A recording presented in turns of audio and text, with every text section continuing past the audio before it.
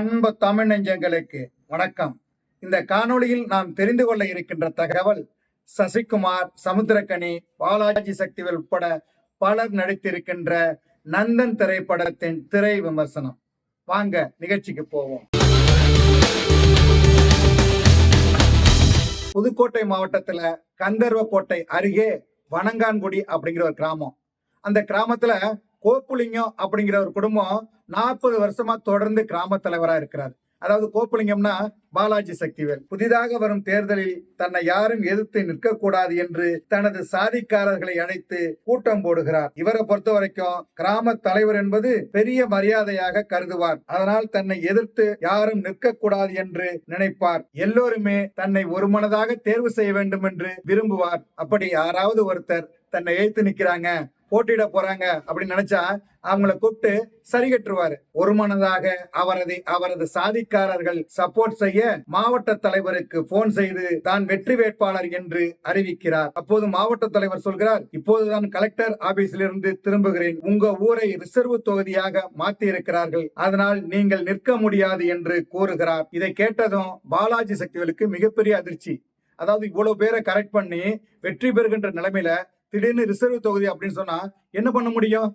அதன் பிறகு தனக்கு பொருத்தமான, அதாவது தான் சொல்றதை கேட்கக்கூடிய ஒரு அடிமை யாரு அப்படின்னு யோசிக்கிறார். அதில் அவர் வீட்டில் அவரது அப்பாவுக்கு பீமூத்திரம் அள்ளி குளிக்க வைத்து சுத்தம் செய்யும் வேலைக்காரன் கூழ்பானை என்பவர் தேர்வாகிறார். அந்த கூழ்பானையோட பேர் அம்பேத்குமார்.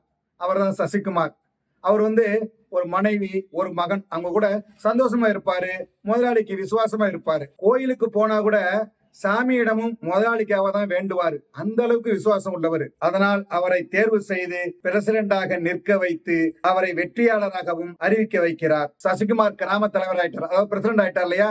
அதனால கிராம அலுவலகத்தை சென்று வேலை பார்க்கலாம் அப்படின்னு போறாரு. ஆனால் அங்கு தனது ஜாதி கூட்டத்துடன் வரும் பாலாஜி சக்திவேல் வயல்ல தண்ணி பாய்க்கணும், மடைய கட்டு அப்படின்னு சொல்லி அவரை அனுப்பி வச்சிருவாரு. ஒரு காலனியால் பஞ்சாயத்து அலுவலகத்தில் நுழையக்கூடாது என்பதில் கவனமாக இருக்கிறார் பாலாஜி சக்திவேல். அந்த அளவுக்கு சாதி வெறியும் பதவி மோகமும் அவரை ஆட்கொண்டிருக்கும். அவரை சுற்றி எப்போதும் ஒரு கூட்டமும் இருக்கும். ஊர்ல உள்ள பெயர் பலகையில பிரசிடண்ட் பேர் போடுவாங்க இல்லையா, அந்த இடத்துல அம்பேத்குமார் அப்படின்னு சசிகுமார் பேரை போடுவாங்க. அதெல்லாம் நிறைய பேர் எதிர்ப்பாங்க. அதாவது அந்த உள்ளூர் ஜாதிக்காரங்க இருக்காங்க இல்லையா, ஆளும் ஜாதிக்காரங்க எல்லாம் அவங்க எல்லாம் எதிர்ப்பாங்க. அதையும் மீறி அரசாங்க உத்தரவு அப்படிங்கறதுனால எழுத வச்சிருவாரு. அப்புறம் அதன் பிறகு அங்க சாணியை அடிக்க சொல்லி, அதாவது பேர் முழுக்க தெரியாத அளவுக்கு சாணியால அடிச்சு மூட வைப்பாரு பாலாஜி சக்திவேல். முதலாளி என்ன சொன்னாலும் சரியாதான் இருக்கும் அப்படின்னு நம்பக்கூடியவர் சசிகுமார். ஆனா அவர் முதலாளி பண்ற வேலையெல்லாம் இவருக்கு தெரியாது. அவர் நல்லவர் போல நடித்துக் கொண்டு மற்றவர்கள் மூலம் செய்ய வைப்பார். இந்த நிலையில சசிகுமாரோட அம்மா இறந்துருவாங்க. அவரை தூக்கிட்டு போகும்போது சரியான மழை. அதாவது இவங்களுடைய சுடுகாட்டை தாண்டி தான் அவங்களுடைய சுடுகாட்டுக்கு போகணும், அதாவது சசிகுமாருடைய சுடுகாட்டுக்கு போகணும். ஆனா போக முடியாத அளவுக்கு பெரிய மழையா கொட்டும். அந்த சுடுகாட்டுல, அதாவது மேல் ஜாதிகாரங்க இருக்கிற சுடுகாட்டுல ஒதுங்கலாம்னு பார்த்தா அவங்க ஒதுங்க விட மாட்டாங்க. உங்களுக்கு எல்லாம் இங்க இடம் கிடையாது, தூக்கிட்டு போங்க அப்படின்னு சொல்லி அங்க நிக்க கூட விட மாட்டாங்க. அதன் பிறகு சசிகுமார் என்ன சொல்லுவாருனாக்க, சண்டை வம்பெல்லாம் வேண்டாம் அப்படின்னு சொல்லிட்டு அம்மாவுக்கு ஒரு குழி வெட்டி புதைப்பாரு. அவங்கள இருக்கிறதா வழக்கம் அப்படின்னு இருந்தாலும் புதைச்சிட்டு வருவாரு. மறுநாள் கலெக்டர் அலுவலகம் போவாரு. அங்க போய் காலனி ஆட்களுக்கு ஒரு சுடுகாடு வேணும் அப்படிங்கிற கோரிக்கையை வைப்பாரு. அதுக்கு பிடிஓ சொல்லுவாரு, ஊர்ல ஏகப்பட்ட புறம்போக்கு நிலம் இருக்கு, அங்க எங்காவது பயன்படுத்துங்க, நாளைக்கு அதுக்கு ஏற்பாடு பண்ணி தர்றேன் அப்படின்னு சொல்லுவாரு. அப்படி சொன்ன புறம்போக்கு இடங்களில் எல்லாம் பாலாஜி சக்திவேல் ஆக்கிரமித்து பயிர் சாகுபடி செய்திருப்பார். என்னை மீறி என்னிடம் சொல்லாமல் சுடுகாடு கேட்டு கலெக்டர் அலுவலகம் போனியா என்று ஆத்திரப்படும் பாலாஜி சக்திவேல் அவரது நிலத்தில் இருக்கும் சசிகுமாரின் உறவினர்களை இந்த இடத்தை விட்டு காலி செய்யும்படி கூறுகிறார். மேலும் தன் மூலம் கிடைத்த பிரசிடண்ட் பதவியை ராஜினாமா பண்ண அப்படின்னு சொல்லி ராஜினாமா பண்ண வச்சு திரும்ப அழைச்சிட்டு வரும்போது அவரை அடின்னு அடிச்சு துணியெல்லாம் உருவி போட்டு மிதின்னு மிதிச்சு அவருடைய குடும்பத்தினரையும் தாக்கி வீட்டையும் உடைத்து அக்கிரமம் பண்ணுவார் பாலாஜி சக்திவேல். இதனால் சசிகுமார் பெரிதும் பாதிக்கப்படுகிறார். மீண்டும் தேர்தல் வருகிறது. அந்த தேர்தலில் சசிகுமார் போட்டியிடுகிறார், வெற்றி பெறுகிறார்.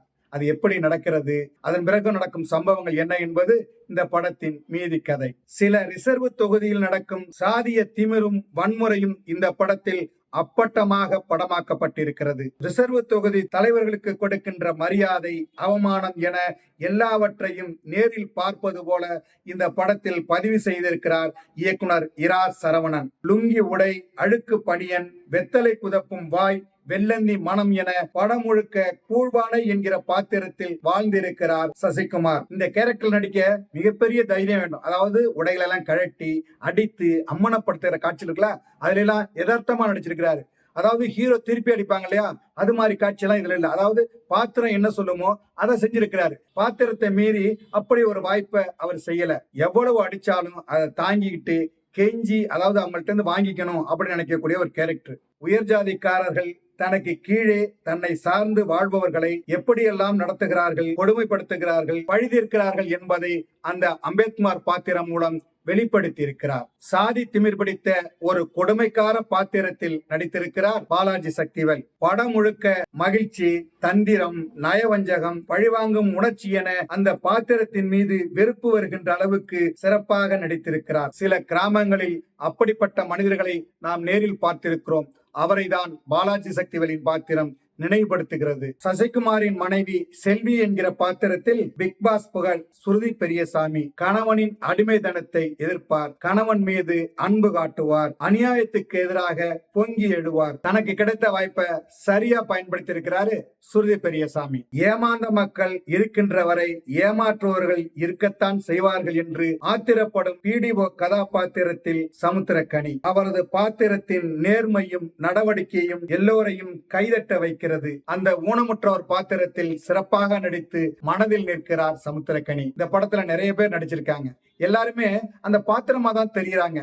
அது மாதிரிதான் இந்த படத்துக்கு ஒளிப்பதிவு செய்திருக்கிறார் ஒளிப்பதிவாளர் RV சரண். ஜனங்களுக்கே தெரியாம அங்க நடக்கிற பிரச்சனைகளை அவர் படம் பிடிச்ச மாதிரிதான் இந்த படம் இருக்கு. அந்த அழகான கிராமத்தையும் அங்கு நடக்கும் சம்பவங்களையும் நாம நேரில் சென்று பார்ப்பது போல தனது ஒளிப்பதிவு மூலம் கவனிக்க வைக்கிறார் ஒளிப்பதிவாளர் RV சரண். அதே மாதிரி இந்த படத்தினுடைய இசையமைப்பாளர் அதாவது ஜிப்ரான் இந்த படத்திற்கு பின்னணி இசையிலும் சரி, பாடலிலும் சரி, அதாவது மிகப்பெரிய அளவுல இந்த படத்தை தாங்கி பிடிக்கிற அளவுக்கு அவருடைய இசையை கொடுத்திருக்கிறார். காலனியை சேர்ந்தவங்க கிராம தலைவரை வந்தா அவர்களுக்கு கிடைக்கும் அவமானங்கள், எதிர்கொள்ளும் சம்பவங்கள் ஆகியவற்றை மையமாக வைத்து இந்த படத்தை இயக்கி இருக்கிறார் இரா சரவணன். முந்தைய 2 படங்களை காட்டிலும் இந்த படம் அவரது அனுபவத்தை, திறமையை நன்றாக வெளிப்படுத்தியிருக்கிறது. சொந்த படம் என்பதால் சமரசம் செய்து கொள்ளாமல் படமாக்கி இருக்கிறார். நடிகர்களை ஹீரோவை போல காட்டாமல் அவர்கள் எப்படி வாழ்ந்தார்களோ அதை அப்படியே இந்த படத்தில் காட்டி இருக்கிறார். கோடி கோடியாய் சம்பாதிக்கும் நடிகர்கள்